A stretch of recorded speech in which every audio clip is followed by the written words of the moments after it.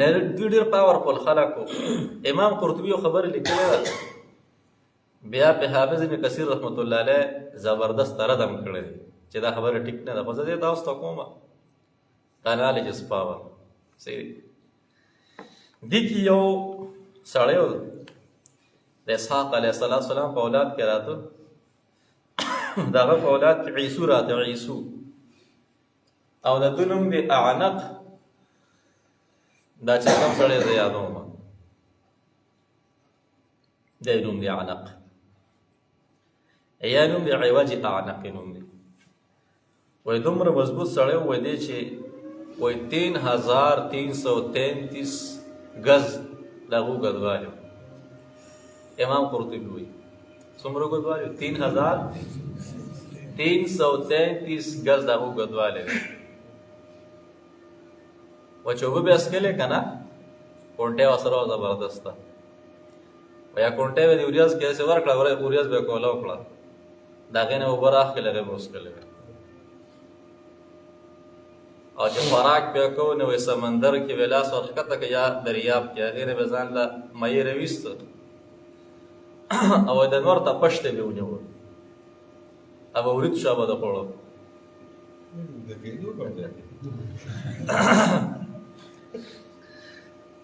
وی موسی علیه السلام چې کله د خواله راغی، چې کله موسی علیه السلام مقابله سره کوله که نه او ټولګي و، وایي ده چې ولې چې ټولګی را روان دي موسی علیه السلام ورسره دی، وایي یو غټ ګټ یې وکته، دومره ګټ و څومره چې ټولګي و د هغې دومره ګټ و. او ده پې هغه ورخطا کوو څنګه راغسته که نه دغه دوران کې الله کریم یو مارغه راولېږه، وایي هغه ګټه یې ترېنه واغسته په منځ باندې نیم کړه.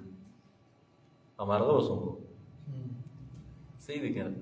مونږ خو دې خوا سوچ کوو خو مارغه به څومره الله الله چې څنګه یې نیم کړو هغه ګټ له دیکا ورکړه په ده باندې راخطا شو. بس دی کېناست په یو طرف باندې شو، د زور نه څه شو ووته. موسی علیه السلام چې کله خواله راغی هغه 10 ګزه موسی علیه السلام اوږدوالی و او 10 ګزه ورسره همسا وه.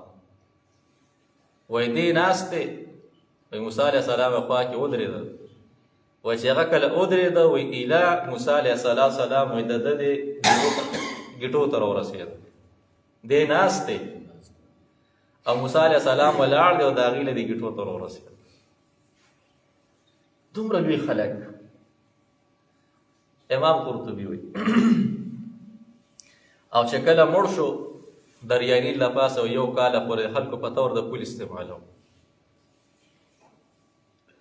موسی علیه السلام چې کله خواله راورسېده نو بیا په همسایه چې ولې ګزار ورکړه که نه بشي مردار شو. دومره خلک مضبوط خلک. امام قرطبي دا خبره لیکله ده. ابن کثیر رحمت الله علیه دا خبره غلطه ده، کمزوره ده، منګړت صحیح دی. اوس انسان وګوري که نه د الله کریم ډېر لوی مخلوق دی دنیا کې. د داسې خلک لکه که فرض کوي مثال خبره اخو دا خبره ټیک نه ده، ایو دلیل پیش کوي، هغه ایو دلیل پیش کوي. آدم علیه السلام اوږدوالی 15 ګزه او هغه د ټولو نیکه دی، موږ یې په نسو کې راځو که نه. نو چې څومره وخت تېرېږي وایي دا نوسي د هغه نه ورکوټې کېږي، د هغه نه غټېږي نه. نو وایي دا خبره ځکه غله ده. صحیح ده. قرائن وایي چې دا خبره کمزوره ده.